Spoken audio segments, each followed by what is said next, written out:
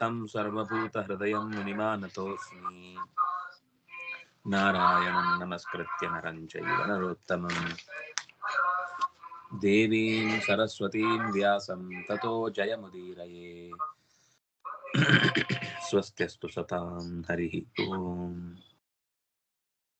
अद्य कथानुवादे सुते किञ्चित् पूर्वकथानुवादः उच्यताम्।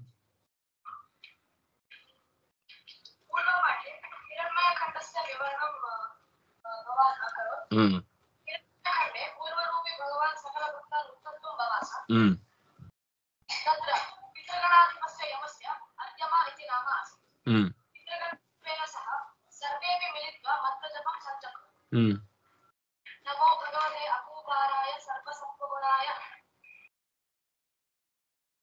विशेषणाय लोपलक्षणाय नमो वर्ष्मणे भूयसे अवस्थानाय नमो नमस्ते। यस्य पृष्ठभागेन मन्दरपर्वतः मंदार इति न मंदर इति यस्य पृष्ठभागेन मन्दरपर्वतः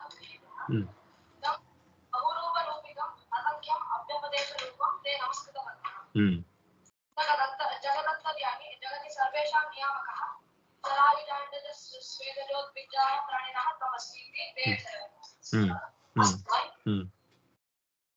त्वयि असंख्यगुणान् रूपान् वर्णान् च सन्ति तथापि उपासितुं पञ्चरूपी दशावतारी पञ्चविंशत्यवतारी एकपञ्चाशत् रूपी एभिः सम्बोधितोऽस्ति। तावदेव वा? सांख्यशब्दस्य मूलस्वरूपः तमसीति स्तुतिं कृतवन्तः। अनन्तरम् उत्तरकुरुखण्डस्य विवरणं भवान् कृतवान्। तत्र भूदेवी भागवतेन कृतं तन्मयोक्तम् अहं न विवृतवान्। भागवतोक्तं मया विवृतं तावदेव। भागवतम् एवं विव्रियते।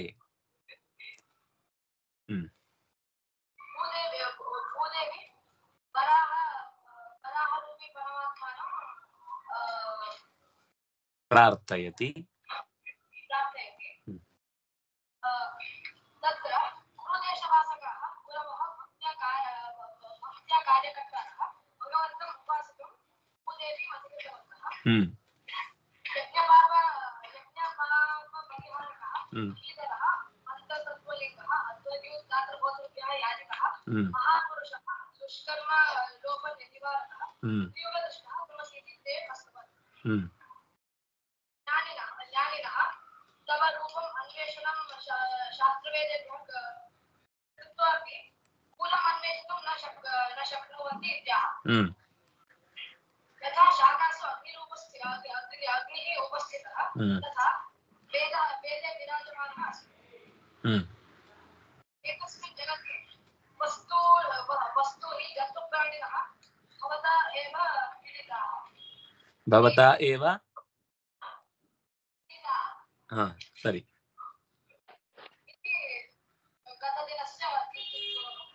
पूर्वालोकनं त्वया सम्यक् अनुष्ठितम्। इदानीम् अग्रे किं पुरुषखण्डस्य विवरणं क्रियते। तत्पूर्वं किञ्चन श्लोकम् अवशिष्टमस्ति, तत् समाप्य अग्रे गच्छामि। एकं श्लोकम् अवशिष्टम्, एकं वा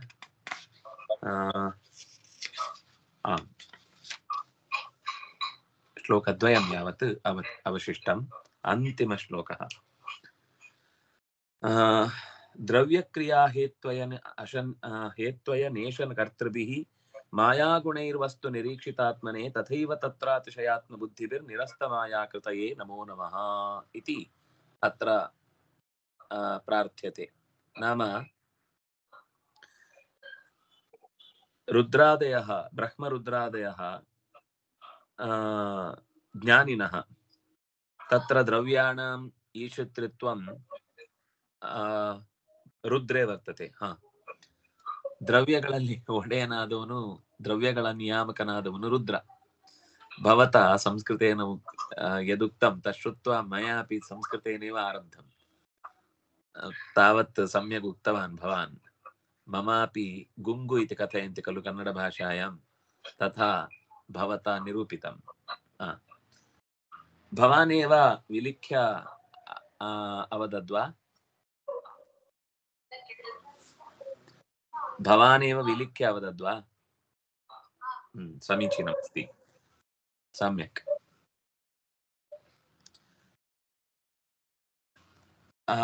ಕಾರಣಗಳಿಗೆ ಒಡೆಯನಾದವ, ಕ್ರಿಯೆಗಳಿಗೆ ಒಡೆಯನಾದವ, ಅಯನಗಳಿಗೆ ಒಡೆಯನಾದವ ಅಂತ ಹೀಗೆ ಬೇರೆ ಬೇರೆ ದ್ರವ್ಯ ಕ್ರಿಯಾ ಹೇತು ಅಯನ ಈಶ ಕರ್ತೃಭಿಹಿ ಅಷ್ಟು ವಸ್ತುಗಳಿಗೆ ಬೇರೆ ಬೇರೆ ರೀತಿಯಾದ ಕರ್ತೃತ್ವವನ್ನು ಒಬ್ಬೊಬ್ಬ ದೇವತೆಗಳಿಗೆ ಹೇಳ್ತಾರೆ. ಇವರೆಲ್ಲರೂ ಒಂದೊಂದು ರೀತಿಯಲ್ಲಿ ಸೃಷ್ಟಿಯ ಕಾರ್ಯದಲ್ಲಿ ತೊಡಗಿಕೊಂಡವರು. ಆದ್ರೆ ಇವ್ರು ಎಲ್ಲರೂ ಕೂಡ ತತ್ರ ಅತಿಶಯ ಆತ್ಮಬುದ್ಧಿಭಿ ನಿರಸ್ತಮಾಯಾಕೃತಯೇ, ಇವರಲ್ಲಿ ಎಲ್ಲರೂ ಕೂಡ ಅಸ್ವತಂತ್ರರೇ. ಸ್ವತಂತ್ರನಾದ ನಿನ್ನ ಇಚ್ಛೆಗೆ ಅನುಸಾರವಾಗಿ ಇವರೆಲ್ಲ ನಿರೂಪಣೆ ಮಾಡ್ತಾರೆ, ನಿರ್ವಹಣೆ ಮಾಡ್ತಾರೆ. ದ್ರವ್ಯೇಶನಾಗಿ ರುದ್ರ, ಕ್ರಿಯೇಶನಾಗಿ ಗರುಡ, ಕಾರಣೇಶನಾಗಿ ಬ್ರಹ್ಮ, ಅಯನೇಶನಾಗಿ ಪ್ರಾಣ. ಇವರು ಎಲ್ಲರನ್ನೂ ಕೂಡ ನಿಯಮಿಸುವ ಮಾಯಾಗುಣವಂತ ನೀನು. ಪ್ರಾಕೃತವಾದ ಶರೀರವಿಲ್ಲದ ನಿನ್ನ ಸ್ವರೂಪ ಭೂತವಾದ ಶರೀರವನ್ನ ಕಾಣುವ ಶಕ್ತಿ ಇರುವವರು ಇವರು ಮಾತ್ರ. ಉಳಿದವರಿಗೆಲ್ಲ ಸ್ವಲ್ಪ ಕಷ್ಟಪಡಬೇಕು ಸಾಧನೆ ಮಾಡಿ. ಇನ್ನು ಇವರೆಲ್ಲ ಆಗಲೇ ಸಾಧನೆಯನ್ನ ಮುಗಿಸಿ ಎತ್ತರದ ಸ್ತರದಲ್ಲಿ ಕೂತವರು. ಆದ್ರಿಂದಾಗಿ ಅವರು ಮಾಡಿದ ಪ್ರಾರ್ಥನೆಗಳನ್ನ ನಾವು ಮಾಡಿದ್ರೆ ಬೇಗ ಫಲ ಸಿಗುತ್ತೆ. ಅವರೇನು ಸ್ತೋತ್ರ ಮಾಡ್ತಾರೆ ಅದರಲ್ಲಿ ನಮಗೆ ಯಾಕೆ ನಮಗೆ ಭಾಗವತಾದಿ ಪುರಾಣಗಳು ಅಥವಾ ಋಷಿಗಳು ಆ ಹಿಂದಿನ ಪ್ರಾರ್ಥನೆಯ ಸಾಲುಗಳನ್ನೆಲ್ಲ ಇಷ್ಟು ಪ್ರಾರ್ಥನೆ ಯಾಕೆ ದಾಖಲೆ ಮಾಡ್ತಾರೆ? ನಮ್ಗೆ ಯಾಕೆ ಬೇಕು ರೀ? ಅವ್ರು ಯಾವತ್ತೋ ಪ್ರಾರ್ಥನೆ ಮಾಡಿದ್ರು, ಆಯ್ತು ಒಂದ್ ಲೈನ್ ಅಲ್ಲಿ ಚೆನ್ನಾಗಿ ಪ್ರಾರ್ಥಿಸಿದರು ಹೇಳಿದ್ರೆ ಸಾಕು.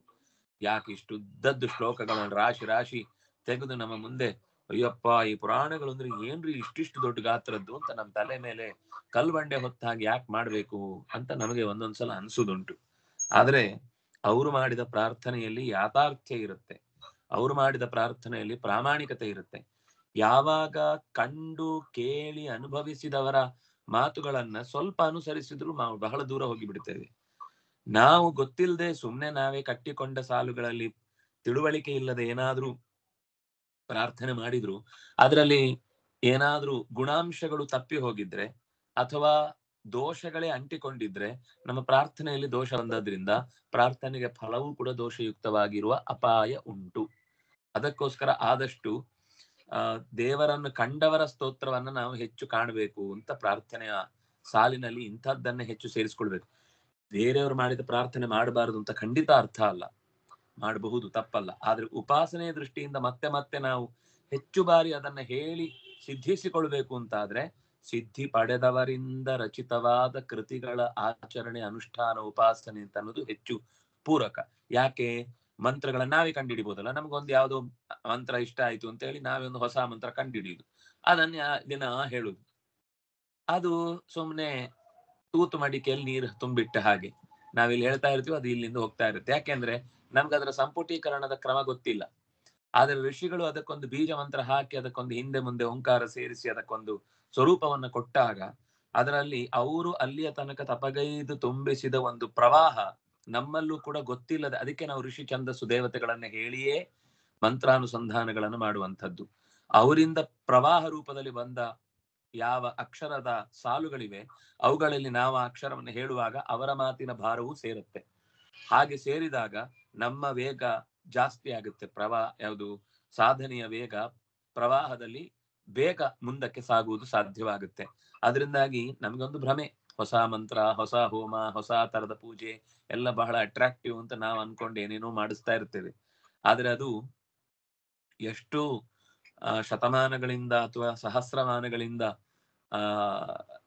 ಆಚರಣೆಗೆ ಬಂದ ಸಂಗತಿಗಳನ್ನೇ ನಾವು ಯಾಕೆ ಅದನ್ನ ಹೆಚ್ಚು ಒತ್ತು ಕೊಡಬೇಕು ಅಂತ ಹೇಳುವುದು ಅಂತ ಕೇಳಿದ್ರೆ ಈ ಕಾರಣವನ್ನ ನಾವು ಊಹೆ ಮಾಡಬಹುದು. ಯಾಕೆಂದ್ರೆ ಅವರು ಇದೇ ವಿಷಯವನ್ನ ಎಚ್ಚರದಲ್ಲಿ ಹೇಳ್ತಾರೆ. ಅವರು ನಿರಂತರವಾಗಿ ನಿರಸ್ತಮಾಯಾಕೃತಯೇ ತತ್ರ ಅತಿಶಯ ಬುದ್ಧಿಭಿಹಿ, ನಿನ್ನಲ್ಲಿ ಅತಿಶಯಾತ್ಮ ಬುದ್ಧಿಯನ್ನ ಇಟ್ಟವರು, ಅತ್ಯಂತ ಶ್ರದ್ಧೆಯಿಂದ ನಿನ್ನಲ್ಲಿ ಮನಸ್ಸನ್ನ ಕೊಟ್ಟವರು.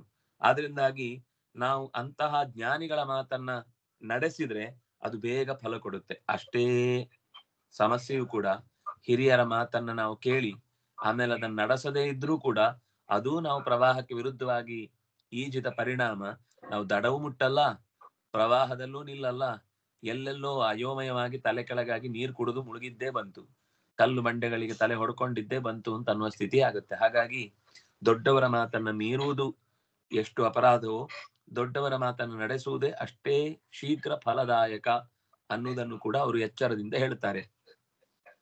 ಅಂತಹ ನಿನಗೆ ನಮೋ ನಮಃ. ಕರೋತಿ ವಿಶ್ವಸ್ಥಿತಿ ಸಂಯಮೋದಯಂ ಯಸ್ಯರ್ಚಿತಂ ನೇಕ್ಷಿತುಮೀಶತೆ ಗುಣೈ ಮಾಯಾ ಯಥಾಯೋ ಭ್ರಮತೆ ಯಥಾಶ್ರಯ ಗ್ರಾವಣೋ ನಮಸ್ತೆ ಗುಣ ಕರ್ಮ ಸಾಕ್ಷಿಣಿ. ನಾರಾಯಣ. ಲಕ್ಷ್ಮೀದೇವಿ ಕೂಡ ನಿನ್ನ ಮಾತುಗಳಿಗೆ ಬದ್ಧಳು, ನಿನ್ನೊಳಗೆ ಸೇರಿಕೊಂಡವಳು. ಅವಳು ಈ ಪ್ರಪಂಚದ ಸ್ಥಿತಿ ಲಯ ಉತ್ಪತ್ತಿಗಳನ್ನ ಭಗವಂತನ ಜೊತೆಗೆ ಇದ್ದು ಮಾಡ್ತಾ ಇರ್ತಾಳೆ. ಆದ್ರೆ ತನ್ನ ಇಚ್ಛಾನುಸಾರವಾಗಿ ಮಾಡದೆ ನಿನ್ನ ಇಚ್ಛೆಗೆ ಅನುಗುಣವಾಗಿ ಅವಳು ಕೂಡ ಕರ್ತವ್ಯವನ್ನು ನಿರ್ವಹಿಸ್ತಾ ಇರ್ತಾಳೆ. ಅಯಸ್ಕಾಂತದಿಂದ ಹೇಗೆ ಕಬ್ಬಿಣ ಸೆಳೆಯಲ್ಪಡುತ್ತೋ, ನಮಗೆ ಕೆಲವೊಮ್ಮೆ ಅನ್ಸುದುಂಟು, ಕಬ್ಬಿಣವನ್ನು ಹಿಡಿದು ಕೂಡ ಅಯಸ್ಕಾಂತವನ್ನು ಪಕ್ಕಕ್ಕಿಟ್ರೆ ಅಯಸ್ಕಾಂತ ಚಿಕ್ಕದಿದ್ರೆ ಕಬ್ಬಿಣವನ್ನು ಎಳ್ಕೊಳ್ಳುತ್ತಲ್ವಾ, ಕಬ್ಬಿಣವೇ ಅಯಸ್ಕಾಂತ ಎಳೆದ ಹಾಗೆ ಕಾಣುತ್ತಲ್ವಾ ಅಂತ ಕೆಲವೊಮ್ಮೆ ಅನ್ಸುತ್ತೆ. ಆದ್ರೆ ನಿಜವಾಗಿ ಕಾಂತ ಶಕ್ತಿ ಇರುವುದು ಎರಡೆರಡು ಕಬ್ಬಿಣದ ಪದಾರ್ಥಗಳನ್ನಿಟ್ರೆ ಅದು ಆವಾಗ ಒಂದಕ್ಕೊಂದು ಅಂಟುವುದಿಲ್ಲ. ಒಂದಕ್ಕೊಂದು ಅಂಟಬೇಕು ಅಂತಾದ್ರೆ ಅದು ಕಬ್ಬಿಣ ಅಯಸ್ಕಾಂತವೇ ಒಂದಿರ್ಬೇಕು. ಎಲ್ಲಿದ್ರೂ ಕೂಡ ಸೆಳೆಯುವ ಗುಣ ಇಡುವುದು ಅಯಸ್ಕಾಂತಕ್ಕೆ ಹೊರತು ಕಬ್ಬಿಣಕ್ಕಲ್ಲ. ಕಬ್ಬಿಣ ಕೆಲವೊಮ್ಮೆ ಒಂದು ಕಡೆ ಸ್ಟಿಕ್ ಆಗಿರುವುದಕ್ಕೆ ನಿಂತ ಒಂದು ದೂರದಲ್ಲಿರುವ ಅಯಸ್ಕಾಂತ ಪಕ್ಕಕ್ಕೆ ಸೆಳೆದಂತಾದ್ರೆ ಹಾಗಾದ್ರೆ ಅದು ಎಲ್ಲವನ್ನೂ ಸೆಳೆಯಬೇಕು, ಪಕ್ಕದಲ್ಲಿರುವುದು ಇನ್ನೊಂದು ಸ್ಕ್ರೂ ಅನ್ನು ಕೂಡ ಆ ಕಂಬ ಸೆಳಿಬೇಕಿತ್ತು, ಅದು ಸೆಳೆಯಲ್ಲ. ಆ ಅಯಸ್ಕಾಂತ ಹೋಗಿ ಸೆಳೆದ್ಮೇಲೆ ಬೇಕಿದ್ರೆ ಆ ಸ್ಕ್ರೂ ಅನ್ನ ಆ ಅಯಸ್ಕಾಂತದ ಸಂಪರ್ಕದಿಂದ ಎಳೆಯುವುದು ಸಾಧ್ಯವಾಗಬಹುದು. ಹಾಗೆ ಭಗವಂತ ತಾನು ಅಯಸ್ಕಾಂತದಂತೆ ಜಗತ್ತಿನ ಉಳಿದ ಎಲ್ಲ ಕಬ್ಬಿಣದಂತಹ ಪದಾರ್ಥಗಳನ್ನು ತನ್ನೆಡೆಗೆ ಗ್ರಾವಣ ನಮಸ್ತೆ, ಗ್ರಾವಣ ಅಂದ್ರೆ ಕಾಂತ ಕಲ್ಲು, ಆ ಕಲ್ಲು ಎಲ್ಲವನ್ನು ಎಳೆಯುವಂತೆ ಲಕ್ಷ್ಮಿಯನ್ನು ಕೂಡ ಎಳೆಯತ್ತೆ. ನಿನ್ನ ಆಶ್ರಯದಲ್ಲೇ ಅವಳು ಪ್ರವೃತ್ತಿ ಮಾಡ್ತಾಳೆ. ಬ್ರಹ್ಮ ಮೊದಲಾದ ಎಲ್ಲರೂ ಕೂಡ ನಿನ್ನ ಗುಣಕರ್ಮಗಳನ್ನ ಸಾಕ್ಷಾತ್ತಾಗಿ ಕಾಣುವವರಾದ್ರಿಂದಾಗಿ ಕಾಣಿಸಿಕೊಡುವಂತಹ ಲಕ್ಷ್ಮಿಯೇ ಇದಕ್ಕೆ ತಾಯಿ, ಗುರು. ತಾಯಿ ಮೊದಲು ಗುರು ಅಂತ ಅನ್ನಿಸಿದ್ದು ಲಕ್ಷ್ಮಿಯಿಂದಲೇ ಶುರು. ಅದು ಲಕ್ಷ್ಮಿಯೇ ಮೊದಲು ಪಾಠ ಮಾಡಿ ಮಕ್ಕಳಿಗೆಲ್ಲ ಏನೇನ್ ತಿಳ್ಕೊಳ್ಬೇಕು ಅಂತ ಹೇಳಿದವಳು. ಹಾಗಾಗಿ ಅವಳನ್ನೂ ಕೂಡ ನಿನ್ನ ಗುಣದಿಂದ ಸೆಳೆಯುವಂತಹ ಕಾಂತಶಕ್ತಿಯಾದ ನಿನಗೆ ಗುಣಕರ್ಮ ಸಾಕ್ಷಿಣೇ ತೇ ನಮಃ. ಎಲ್ಲ ಗುಣಗಳಿಗೆ ಕರ್ಮಗಳಿಗೆ ಸಾಕ್ಷಿಯಾದ ಓ ಪರಮಾತ್ಮ ತತ್ವ ವರಾಹ ರೂಪನೇ, ನಿನಗೆ ನನ್ನ ನಮಸ್ಕಾರ. ಪ್ರಮತ್ಯ ದೈತ್ಯಂ ಪ್ರತಿವಾರಣಂ ಮೃಧೇ ಯೋ ಮಾಂ ರಸಾಯಾಹ ಜಗದಾದಿ ಸೂಕರಃ ಕರ್ತ್ವಾಗ್ರದಂಶ್ರೇ ನಿರಗಾದುದನ್ವತಃ ಕ್ರೀಡನ್ ನಿವೇದಃ ಇವೇಭಃ ಪ್ರಣತಾ ಅಸ್ಮಿ ತಂ ವಿಭುಂ. ಪ್ರಣತಾ ಅಸ್ಮಿ, ನಮಸ್ಕರಿಸುವವಳಾಗಿದ್ದೇನೆ ಅಂತ ಲಕ್ಷ್ಮಿಯೇ ಸ್ತೋತ್ರ ಮಾಡಿದ ಮಾತುಗಳು ಇವೆಲ್ಲವೂ ಕೂಡ. ಜಗತ್ಕಾರಣನಾದ ವರಾಹ ರೂಪಿಯಾದ ನೀನು ಈ ಭುವಿಯನ್ನ ನಿನ್ನ ಕೋರೆ ದಾಡಿಯಲ್ಲಿ ಎತ್ತಿ ಹಿಡಿದು ಮತ್ತೆ ಚಕ್ರಕ್ಕೆ ಒದಗಿದ್ದ ಅಪಾಯವನ್ನ ಪರಿಹರಿಸಿ ಮತ್ತೆ ಮೊದಲಿನಂತೆಯೇ ಒಂದು ಈ ಭೂಮಿಯ ಚಲನೆ ಸುಲಲಿತವಾಗಿ ನಡೆಯುವುದಕ್ಕೆ ಕಾರಣನಾದಿ. ರಸಾತಳದಿಂದ ಜಲ ಅಂದ್ರೆ ಈ ಸಮುದ್ರದಲ್ಲಿ ಅಥವಾ ನದಿಯಲ್ಲಿ ಮಿಂದೆದ್ದು ಬದ್ದ ಆನೆಯಂತೆ ಬಹಳ ಲೀಲಾಜಾಲವಾಗಿ ಎತ್ತಿದಿ. ನಿನ್ಗೆ ಎತ್ತಬೇಕಾದ್ರೂ ಅಯ್ಯಪ್ಪ ಎಷ್ಟು ಕಷ್ಟ, ಆ ಕಡೆಯಿಂದ ಒಬ್ರು ಎಳೆಯುವುದು, ಈ ಕಡೆಯಿಂದ ಒಬ್ರು ಹತ್ತುವುದು, ಇದೆಲ್ಲ ನಮ್ಗೆ ಒಂದು ಲೋಕದ ದೃಷ್ಟಿ ಅಷ್ಟೇ. ಆನೆ ಹೇಗೆ ಅನಾಯಾಸವಾಗಿ ಮೇಲೆದ್ದು ಬರುತ್ತೋ, ಆಮೇಲೆ ಯುದ್ಧದಲ್ಲಿ ಪ್ರತಿಸ್ಪರ್ಧಿಯಾಗಿ ಇನ್ನೊಂದು ಆನೆ ಬಂದಾಗ ಆ ಮದವೇರಿದ ಆನೆ ಉಳಿದ ಆನೆಗಳನ್ನ ಹೇಗೆ ಬಗ್ಗು ಬಡಿದು ತಾನು ತನ್ನ ಹೆಣ್ಣನ್ನ ರಕ್ಷಿಸಿಕೊಳ್ಳುತ್ತೋ, ಹಾಗೇನೆ ವರಾಹ ಲಕ್ಷ್ಮಿಯನ್ನ ಅಥವಾ ಭೂಮಿಯನ್ನ ರಕ್ಷಿಸಿಕೊಳ್ಳುವುದಕ್ಕಾಗಿ ಹಿರಣ್ಯಾಕ್ಷನೆಂಬ ಮತ್ತೊಬ್ಬ ಆನೆಯ ರೂಪದಲ್ಲಿದ್ದ ಬಲಿಷ್ಠನನ್ನ ಸದೆಬಡಿದು ರಕ್ಷಿಸಿದ್ದಿ ನೀನು. ಅಂತಹ ಪ್ರಭುವಾದ ನಿನಗೆ ನನ್ನ ನಮಸ್ಕಾರಗಳು ಅಂತ ತನ್ನ ಪ್ರಾರ್ಥನೆಯನ್ನು ಸಲ್ಲಿಸ್ತಾಳೆ ಅನ್ನುವಲ್ಲಿಗೆ ಭಾಗವತ ಪುರಾಣದ 18,000 ಶ್ಲೋಕಗಳುಳ್ಳ ಕೃತಿಯ 5ನೇ ಸ್ಕಂಧದ 18ನೇ ಅಧ್ಯಾಯವು ಮುಗಿತಾಯಗೊಂಡಿತು. ಆಮೇಲೆ 19ನೆಯ ಅಧ್ಯಾಯ, ಇಲ್ಲಿ ಇನ್ನೊಂದು 2 ಖಂಡಗಳು ಉಳಿದಿವೆ, ಅದರ ವರ್ಣನೆ ಮಾಡ್ತಾರೆ.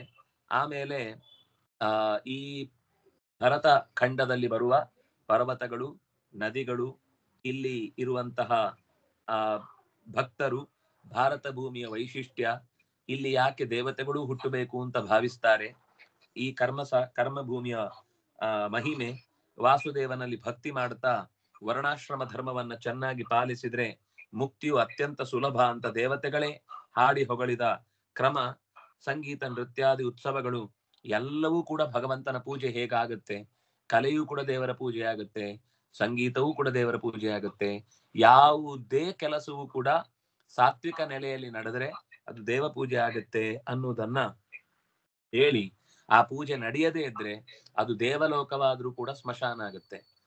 ಹೆಸರಿಗೆ ದೇವಲೋಕ ಅಂತ ಇಡ್ಬೋದಷ್ಟೇ ಹೊರತು ಅಲ್ಲಿ ಶ್ರದ್ಧಾ ಭಕ್ತಿಗಳಿಲ್ಲದೆ ಭಗವಂತನ ಎಚ್ಚರ ತಪ್ಪಿತು ಅಂತಂದ್ರೆ ಅದು ಮಸಣವಾಗುತ್ತೆ ಅಂತ ದೇವತೆಗಳೇ ನಮಗೆ ದೇವಲೋಕ ಇದೆಯಲ್ವಾ, ನೀವ್ಯಾಕೆ ಇಲ್ಲಿ ಬರ್ತೀರಿ ಅಂತ ನಮ್ಮನ್ನು ಕೇಳಬೇಡಿ, ನಮಗೆ ಭೂಮಿ ಅಂದ್ರೆ ಬಹಳ ಇಷ್ಟ, ಅದರಲ್ಲೂ ಭರತಖಂಡ ಅಂದ್ರೆ ಮತ್ತೂ ಇಷ್ಟ, ಅದರಲ್ಲೂ ಕುಂಭಮೇಳದಂತಹ ಜಾಗದಲ್ಲಿ ನಾವು ಹೋಗದೆ ಓಡಾಡದೆ ನಮಗೆ ನೆಮ್ಮದಿ ಇಲ್ಲ, ಅಲ್ಲೆಲ್ಲ ಓಡಾಡಿ ಖುಷಿ ಪಡ್ತೇವೆ ನಾವು. ಎಷ್ಟು ಸಜ್ಜನರು ಬರ್ತಾರೆ, ಎಷ್ಟು ಸಾಧುಗಳು ಬರ್ತಾರೆ, ಎಷ್ಟು ಸದ್ವಿದ್ಯೆಗಳನ್ನ ಕಲ್ತವರು ಬರ್ತಾರೆ, ಎಷ್ಟು ಸಿದ್ಧಿಗಳನ್ನ ಪಡೆದವರು ಬರ್ತಾರೆ, ಅವರೆಲ್ಲ ಓಡಾಡಿದ ಜಾಗದಲ್ಲಿ ಓಡಾಡುವುದು ಅಂದ್ರೆ ಅದೊಂದು ಬದುಕಿನ ಖುಷಿ.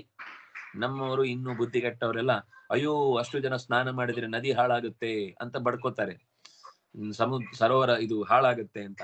ಯಾವತ್ತು ನದಿ ವೇಗೇನ ಶುದ್ಧತಿ, ನದಿಯ ಪ್ರವಾಹ, ನೀವು ಅಣೆಕಟ್ಟು ಕಟ್ಟಿದ್ರೆ ಹಾಳಾಗುತ್ತೆ, ಕಾರ್ಖಾನೆಯ ತ್ಯಾಜ್ಯ ಬಿಟ್ರೆ ಹಾಳಾಗುತ್ತೆ ಹೊರತು ಎಮ್ಮೆ ಕೋಣ ಮೀಸಿದ್ರೆ ಹಾಳಾಗಲ್ಲ, ಮನುಷ್ಯರು ಮೀದ್ರೆ ಹಾಳಾಗಲ್ಲ. ನೀವು ಮೀಯುವಾಗ ಸೋಪು ಶಾಂಪು ಹಾಕದಿದ್ರೆ ಯಾವತ್ತೂ ಹಾಳಾಗಲ್ಲ. ನೀವು ಯಾವತ್ತು ಸೋಪು ಶಾಂಪು ಹಚ್ಚುತ್ತೀರೋ ಅವತ್ತು ನದಿ ಹಾಳಾಯ್ತು ಅಂತ ಲೆಕ್ಕ. ಅದರಿಂದಾಗಿ ಮನುಷ್ಯರು ಮೀಯುದ್ರಿಂದ ಹಾಳಾಯ್ತು ಅಂತ ಬಡ್ಕೊಳ್ಳೋರಿಗೆ ಬಾಯಿ ಇನ್ನೂ ದೊಡ್ಡದಾಗ್ಲಿ ಅಂತ ಹೇಳ್ಬೇಕಷ್ಟೆ, ಬಡ್ಕೊಳ್ಳಿಕ್ ಜಾಸ್ತಿ ಸಿಗುತ್ತೆ. ಹಾಗಾಗಿ ಅಂತಹ ಅಪರೂಪದ ಭೂಮಿ ಈ ಭರತ ಖಂಡ. ಇಲ್ಲಿ ಉಪದ್ವೀಪಗಳನ್ನ ಹೇಳ್ತಾರೆ, ಲಂಕೆಯ ಬಗ್ಗೆ ಇಲ್ಲಿ ಮಾತು ಬರುತ್ತೆ. ಸ್ವರ್ಣಪ್ರಸ್ಥ, ಇಂದ್ರಶುಕ್ಲ, ಆವರ್ತನ, ರಮಣಕ, ಮಂದಹಾರ, ಪಾಂಚಜನ್ಯ ಅಂತ ಒಂದಿಷ್ಟು ಮುಂದೆ ಅದರ ಕೊನೆಯ ಈ ಅಧ್ಯಾಯದ ಕೊನೆಯಲ್ಲಿ ಬರುತ್ತೆ. ಕಿಂ ಪುರುಷೇಶು ಭಗವಂತಂ ಆದಿಪುರುಷಂ ಲಕ್ಷ್ಮಣಾಗ್ರಜಂ ಸೀತಾಭಿರಾಮಂ ರಾಮಂ ತಚ್ಚರಣ ಸನ್ನಿಕರ್ಷಾಭಿರತಃ ಪರಮ ಭಾಗವತೋ ಹನುಮಾನ್ ಸಹ ಕಿಂ ಪುರುಷೈಃ ಅವಿರತ ಭಕ್ತಿರುಪಾಸ್ತೆ. ಒಳ್ಳೆಯ ಮಾತು. ಶುಕಾಚಾರ್ಯರು ಮತ್ತೆ ಕಿಂಪುರುಷ ಖಂಡದ ವರ್ಣನೆಯನ್ನು ಮಾಡ್ತಾ, ಲಕ್ಷ್ಮಣನ ಜೊತೆಗೆ ಸೀತೆಯನ್ನು ಹೊಂದಿಕೊಂಡ ರಾಮಚಂದ್ರ ಆದಿಪುರುಷನಾಗಿ ರಾಮಚಂದ್ರ ಅನ್ನುವ ಹೆಸರಿನಿಂದ ಕಂಗೊಳಿಸ್ತಾ ಇದ್ದಾನೆ ಈ ಕಿಂಪುರುಷ ಖಂಡದಲ್ಲಿ. ಅವನ ಪಾದದ ಬುಡದಲ್ಲಿ ಪರಮ ಭಗವದ್ ಭಕ್ತರ ಅಗ್ರೇಸರ ನೆನೆಸಿದಂತಹ ಹನುಮಂತ, ಕಿಂಪುರುಷರು ಅಂತ ಒಂದಿಷ್ಟು ಜನ ಇದ್ದಾರೆ. ಅವರನ್ನು ನೋಡಿದ್ರೆ ಒಂದ್ಸಲ ಓ ಕಿಂ ಪುರುಷಾಹ, ಇವರು ಮನುಷ್ಯರ ಹಾಗೆ ಇದ್ದಾರಲ್ವಾ, ಮನುಷ್ಯರಲ್ಲ ಅವರು, ಆದ್ರೆ ನೋಡ್ಲಿಕ್ಕೆ ಸ್ವಲ್ಪ ಮನುಷ್ಯರ ತರ ಇರ್ತಾರೆ. ಕಿಂ ಪುರುಷಾಹ ಅಥವಾ ಕಿಂ ನರಾಹ ಅಂತ ಅವರನ್ನ ಸಂದೇಹ ಬರುವಂತೆ ಕಾಣುವಂತಹ ಒಂದಿಷ್ಟು ಭಕ್ತರ ದೊಡ್ಡ ಗುಂಪಿದೆ. ಅವರೆಲ್ಲ ಹನುಮಂತನ ಜೊತೆಗೆ ಸೇರಿಕೊಂಡು ನಿರಂತರ ಭಕ್ತಿಯಿಂದ ರಾಮನನ್ನ ಹಾಡಿ ಹೊಗಳುತ್ತಾರೆ. ಆರ್ಷ್ಟಿಷೇಣೇನ ಸಹ ಗಂಧರ್ವೈಃ ಉಪಗೀಯಮಾನಾನಾಂ ಪರಮ ಕಲ್ಯಾಣೀಂ ಭರ್ತೃ ಭಗವತ್ ಕಥಾಂ ಸಮುಪಶೃಣೋತಿ ಸ್ವಯಂ ಚೇದಂಗಾಯತಿ. ಆರ್ಷ್ಟಿಷೇಣ ಮತ್ತೊಂದಿಷ್ಟು ಜನ ಗಂಧರ್ವರು ಅತ್ಯಂತ ಭಕ್ತಿಯಿಂದ ನೃತ್ಯ ವಾದ್ಯಗಳನ್ನ ಜೊತೆಗಿಟ್ಟುಕೊಂಡು ಬಾಯಿ ತುಂಬಾ ಭಗವಂತನನ್ನ ಹೊಗಳಿ ಸಂತೋಷ ಪಡುತ್ತಾರೆ. ಗಂಧರ್ವರ ಕೆಲಸವೇ ಬಾಯಿ ತುಂಬಾ ಹಾಡಿ ಹೊಗಳುವುದು. ಆ ಹೊಗಳುವ ಕಾರ್ಯವನ್ನ ನಿರಂತರ ಮಾಡ್ತಾ ಭಗವಂತನ ಕಥೆಯನ್ನ ಹೇಳ್ತಾರೆ. ಹರಿಕಥೆ ಶುರುವಾಗಿದ್ದೆ ಅಲ್ಲಿ. ಒಬ್ರು ಹಾಡ್ತಾರೆ, ಒಬ್ರು ಕುಣಿತಾರೆ, ಇನ್ನೊಬ್ರು ಅದ್ರ ಜೊತೆಗೆ ದನಿಗೂಡಿಸಿ ಆ ಕಥೆ ಕೇಳುವಾಗ ಅದರ ವ್ಯಾಖ್ಯಾನವನ್ನು ಮಾಡ್ತಾರೆ. ಕಥೆ ಕೇಳುವುದ್ರಲ್ಲಂತೂ ಎಲ್ರಿಗೂ ಆಸಕ್ತಿ, ಎಲ್ರೂ ದೇವರನ್ನ ಸ್ತೋತ್ರ ಮಾಡ್ತಾರಂತೆ. ಆದ್ರೆ ಹನುಮಂತ ಶುರು ಮಾಡಿದ್ರೆ ಎಲ್ಲರೂ ಸುಮ್ಮನಾಗ್ಬಿಡ್ತಾರೆ. ಯಾಕೆಂದ್ರೆ ನಾವು ಹಾಡು ಹೇಳಿ ಮಧ್ಯದಲ್ಲಿ ಈ ಕೋಗಿಲೆಯ ಧ್ವನಿಯ ಮಧ್ಯದಲ್ಲಿ ನಾವ್ಯಾಕೆ ಕಾಗೆಗಳು ಹಾಡಬೇಕು ಅಂತ ಬಾಯಿ ಮುಚ್ಚಿಕೊಂಡು ಕೂತ್ಕೊಳ್ತಾರೆ. ಹಾಗೆ ಅವರಿಗೆ ಬೇರೆಯವರು ಹನುಮಂತ ಹಾಡುವಾಗ ಬೇರೆಯವರು ಯಾರಿಗೂ ಹಾಡ್ಲಿಕ್ಕೆ ಮನಸ್ಸೇ ಬರಲ್ಲ. ಯಾಕಂದ್ರೆ ಕಿವಿ ಕೆಲಸ ಸಿಗುವಾಗ ಇಷ್ಟು ಚಂದದ್ದು ನಾವ್ ಯಾಕೆ ಮಧ್ಯದಲ್ಲಿ ಬಾಯಿ ತೆಗೆದು ಹಾಡು ಮಾಡಬೇಕು ಅಂತ ಮೌನ ವಹಿಸಿ ಹಾಡುವುದನ್ನ ಸಮುಪಶೃಣೋತಿ, ತುಂಬಾ ಪ್ರೀತಿಯಿಂದ ಕೇಳ್ತಾರೆ. ಆಗ ಹನುಮಂತ ಏನ್ ಹಾಡುತ್ತಾನೆ ಅನ್ನುವ ಒಂದು ಸಾಲಿನ ಮಂತ್ರವನ್ನ ಇಲ್ಲಿ ಉಪದೇಶ ಮಾಡ್ತಾರೆ. ಓಂ ನಮೋ ಭಗವತ ಉತ್ತಮ ಶ್ಲೋಕಾಯ ನಮಃ ಆರ್ಯ ಲಕ್ಷಣ ಶೀಲವ್ರತಾಯ ನಮಃ ಉಪಶ್ರಿತಾತ್ಮನೇ ನಮ ಉಪಾಸಿತ ಲೋಕಾಯ ನಮಃ ಸಾಧುವಾದ ನಿಕರ್ಷಣಾಯ ನಮೋ ಬ್ರಹ್ಮಣ್ಯ ದೇವಾಯ ಮಹಾಪುರುಷಾಯ ಮಹಾರಾಜಾಯ ನಮಃ ಓಂ ಇತಿ ಅಂತ ಹನುಮಂತ ಇದರಲ್ಲಿ ಗಮನಿಸಿ, ನಮೋ ಭಗವತೆ ಉತ್ತಮ ಶ್ಲೋಕಾಯ ನಮ ಆರ್ಯ ಲಕ್ಷಣ ಶೀಲವ್ರತಾಯ ನಮ ಉಪಶ್ರಿತಾತ್ಮನೆ ನಮ ಉಪಾಸಿತ ಲೋಕಾಯ ನಮ ಸಾಧುವಾದ ನಿಕರ್ಷಣಾಯ ನಮೋ ಬ್ರಹ್ಮಣ್ಯ ದೇವಾಯ ಮಹಾಪುರುಷಾಯ ಮಹಾರಾಜಾಯ ನಮಃ ಅಂತ 7 ನಮಸ್ಕಾರಗಳಿವೆ. ನೀವು ಸರಿಯಾಗಿ ಗಮನಿಸಿದ್ರೆ ಇದರಲ್ಲೇ 7 ಕಾಂಡದ ಕಥೆ ಇದೆ. 7 ಕಾಂಡವನ್ನ ಹೇಗೆ ಕಥಾ ರೂಪದಲ್ಲಿ ರಾಮಾಯಣ ವಾಲ್ಮೀಕಿಗಳ ಮಾತುಗಳು ನಿರೂಪಣೆ ಮಾಡ್ತಾವೋ ಹಾಗೆ ವೇದವ್ಯಾಸರ ಈ ಹನುಮಂತನ ಮಂತ್ರದ ಉಲ್ಲೇಖವನ್ನ ಮಾಡುವ ಸಾಲುಗಳಲ್ಲೂ ಕೂಡ ಅದೇ ರೀತಿಯಾದ ಸಮಗ್ರ ರಾಮಾಯಣದ ಕಥೆ ಈ ಒಂದು ಮಂತ್ರದಲ್ಲಿದೆ. ಈ ಒಂದು ಮಂತ್ರ ಚೆನ್ನಾಗಿ ಹೇಳಿದ್ರೆ, ಮನಃಪೂರ್ವಕವಾಗಿ ಪ್ರಾರ್ಥನೆ ಮಾಡಿದ್ರೆ ಇಡೀ ರಾಮಾಯಣವನ್ನು ಪಾರಾಯಣ ಮಾಡಿದ ಹಾಗೆ. ಅಂದ್ರೆ ಅಷ್ಟು ಇದರಲ್ಲಿ ಆ ಪದಗುಚ್ಛದಲ್ಲಿ ರಾಮಾಯಣದ ಕಥೆಯನ್ನ ತುಂಬಿಟ್ಟಿದ್ದಾರೆ. ನಮೋ ಭಗವತೆ ಉತ್ತಮ ಶ್ಲೋಕಾಯ. ಮೊದಲ ಕಾಂಡ ಯಾವುದು? ಬಾಲಕಾಂಡ. ಅದರಲ್ಲಿ ಮೊದಲಿಗೆ ನಾರದರನ್ನ ವಾಲ್ಮೀಕಿಗಳು ಏನ್ ಕೇಳ್ತಾರೆ? ಕೋನ್ವಸ್ಮಿನ್ ಸಾಂಪ್ರತಂ ಲೋಕೆ ಗುಣವಾನ್ ಕಶ್ಚ ವೀರ್ಯವಾನ್. ಇಡೀ ಜಗತ್ತಿನಲ್ಲಿ ಒಟ್ಟು 5-6 ಶ್ಲೋಕಗಳಲ್ಲಿ ಎಲ್ಲಾ ತರದ ಗುಣಗಳಿಂದ ಕೂಡಿದ ಒಬ್ಬ ಉತ್ತಮ ವ್ಯಕ್ತಿಯ ಬಗ್ಗೆ ನನಗೆ ಪರಿಚಯ ಮಾಡಿಕೊಡಿ ಅಂತ ವಾಲ್ಮೀಕಿಗಳು ಕೇಳ್ತಾರೆ. ಎಂಥವರು? ತಪಸ್ವಾಧ್ಯಾಯ ನಿರತಂ ವಾಗ್ವಿದಾಂಬರಂ ವಾಲ್ಮೀಕಿ ಮುನಿಪುಂಗವಂ ಪಪ್ರಚ್ಛ. ಮುನಿಪುಂಗವಂ ತಪಸ್ವಾಧ್ಯಾಯ ನಿರತಂ ವಾಗ್ವಿದಾಂಬರಂ ನಾರದಂ ಪರಿಪಪ್ರಚ್ಛ. ಚೆನ್ನಾಗಿ ಕೇಳಿದ. ಯಾಕಂದ್ರೆ ಅವರಿಗೆ ರಾಮನ ಬಗ್ಗೆ ಚೆನ್ನಾಗಿ ಗೊತ್ತು. 3 ಲೋಕಗಳನ್ನ ತಿರುಗಿ ತಿರುಗಿ ತಿರುಗಿ ಎಲ್ಲಾ ಕಡೆಯ ಕಥೆಯನ್ನ ಕೇಳಿ ಅದನ್ನು ಸರಿಯಾಗಿ ಎಲ್ಲಾ ಕಡೆಯ ಕಥೆ ಕೇಳಿದಾಗ ಕಥೆ ಪೂರ್ತಿ ಜಾಯಿಂಟ್ ಆಗುತ್ತೆ. ಇಲ್ಲಾಂದ್ರೆ ಅವ್ರು ಹೇಳಿದ ಅರ್ಧ, ಇವ್ರು ಹೇಳಿದ ಅರ್ಧ, 3 ಜನ ಹೇಳಿದ್ ಕೇಳಲಿಲ್ಲ ಅಂದ್ರೆ ಕತೆ ಅರ್ಧಂಬರ್ಧ. ಇಂಟರ್ವಲ್ ಅಲ್ಲೇ ಸಿನಿಮಾ ಮುಗಿದೋಗಿರುತ್ತೆ. ಆಮೇಲೆ ಇನ್ನೊಂದ್ ಸರ್ತಿ ನೆಕ್ಸ್ಟ್ ಸೀಕ್ವೆಲ್ಗೆ ಬನ್ನಿ ಅಂತ ಕರೆದ್ರೆ ಅವ್ರಿಗೆ ಹಿಂದಿದ್ ಮರ್ತೋಗಿರುತ್ತೆ, ಇವ್ರಿಗೆ ಮುಂದಿದ್ ಮರ್ತೋಗಿರುತ್ತೆ. ಒಟ್ಟು ಯಾರಿಗೆ ಏನ್ ಬೇಕಾಗಿಲ್ಲ. ಆದ್ರೆ ನಾರದರಿಗೆ ಹಾಗಲ್ಲ. ಕರೆಕ್ಟ್ ಆಗಿ ತಿಳುವಳಿಕೆ ಇತ್ತು. ಉತ್ತಮ ಶ್ಲೋಕನಾದ ರಾಮನ ಪರಿಚಯವನ್ನ 2 ಬಾರಿ ಮೊದಲನೇ ಸರ್ಗದಲ್ಲಿ ಮತ್ತು 3ನೇ ಸರ್ಗದಲ್ಲಿ ಚೆನ್ನಾಗಿ ಮಾಡಿಕೊಡ್ತಾರೆ. ಅದು ಕೇವಲ ಅಷ್ಟೇ ಅಲ್ಲ, ನೀವು ಇನ್ನೂ ಗಮನಿಸಿದ್ರೆ ಮತ್ತೆ ಮುಂದೆ ಜನಗಳೆಲ್ಲ ಹೇಗೆ ರಾಮನನ್ನ ನಿಮಗೆ ಯುವರಾಜನನ್ನಾಗಿ ಆಯ್ಕೆ ಮಾಡ್ಕೊಳ್ಳಿಕ್ಕೆ ಇಷ್ಟ ಇದೆಯಾ ಅಂತ ಕೇಳಿದಾಗ ಇಷ್ಟು ಉದ್ದದ ವರ್ಣನೆ ಮಾಡ್ತಾರೆ ವೃದ್ಧರೆಲ್ಲ. ರಾಮ ಅಂದ್ರೆ ಏನು? ರಾಮ ನಮಗೆ ಈಗಾಗ್ಲೇ ಅವನು ರಾಜನಾಗಿ ಆಗಿದೆ, ನೀನೊಂದು ಅಫಿಷಿಯಲ್ ಆಗಿ ಲೆಟರ್ ಕೊಡ್ಬೇಕಷ್ಟೇ. ನಮ್ ಪ್ರಕಾರ ನಮ್ಮ ಹೃದಯ ಸಿಂಹಾಸನದಲ್ಲಿ ರಾಜನಾಗಿ ಅವನನ್ನು ನಾವು ಸ್ವೀಕರಿಸಿ ಆಗಿದೆ ಅನ್ನುವ ರೀತಿ ಒಂದಿಷ್ಟು ಗುಣವರ್ಣನೆ ಮಾಡ್ತಾರೆ. ಅವನಿಗಿಂತ ಉತ್ತಮ ಶ್ಲೋಕ ಅಂದ್ರೆ ಒಳ್ಳೆಯ ವಿಷಯವನ್ನ ಹೇಳಲಿಕ್ಕಾಗುವ ಮಾತುಗಳು. ಅಂದ್ರೆ ಶ್ಲೋಕದಿಂದ ಒಬ್ಬನನ್ನು ಹೇಳ್ಬೇಕು ಅಂದ್ರೆ ಅಷ್ಟು ಗುಣಗಳವನಲ್ಲಿ ಇರ್ಬೇಕು. ಪುಣ್ಯ ಶ್ಲೋಕ ಅಂತ ಪುಣ್ಯ ಶ್ಲೋಕ ತೀರ್ಥಪಾದೋ ವೇದ ವೇದ್ಯೋದಯ ನಿಧಿ ಅಂತ ದೇವರನ್ನ ಸ್ತೋತ್ರ ಮಾಡುವಾಗ ಒಂದು ಹೆಸರು ಪುಣ್ಯ ಶ್ಲೋಕ, ಉತ್ತಮ ಶ್ಲೋಕ ವಾರ್ತಯ ಅಂತ ಇಲ್ಲೇ ಭಾಗವತದಲ್ಲಿ ಹಿಂದೆ ಬಂದು ಹೋಗಿತ್ತು. ಆದ್ರೆ ಉತ್ತಮ ಶ್ಲೋಕ ಅಂತ ಅನ್ನುವುದು ಗುಣಗಳ ರಾಶಿ ಉಳ್ಳ ವ್ಯಕ್ತಿಗೆ ಸಲ್ಲುವ ಒಳ್ಳೆಯ ಹೊಗಳಿಕೆಯ ಮಾತುಗಳಿಂದ ಕೂಡಿದವನು. ಆ ಮಾತುಗಳು ಗುಣದಿಂದ ಕೂಡಿ ಬರುದು. ತಾವೇ ದುಡ್ಡು ಕೊಟ್ಟು, ತಾವೇ ಸ್ಟೇಜ್ ಹಾಕಿಸಿ, ತಾವೇ ಬಿರುದು ಪತ್ರಗಳನ್ನು ಬರೆಸಿ, ತಾವೇ ಸನ್ಮಾನ ಮಾಡಿಸಿಕೊಳ್ಳುವಂತ ಕಾರ್ಯಕ್ರಮ ಅಲ್ಲ ಅದು ಭಗವಂತನದ್ದು. ಎಲ್ಲಾ ಜ್ಞಾನಿಗಳು ಕಂಡು ಹೊಗಳಿ ಹೇಳಿದ ಮಾತು ಉತ್ತಮ ಶ್ಲೋಕ. ಅದು ಮೊದಲನೇ ಕಾಂಡದಲ್ಲಿ ಬರುವಂತದ್ದಾದ್ರಿಂದ ಅದರಿಂದ ಅವನು ಆ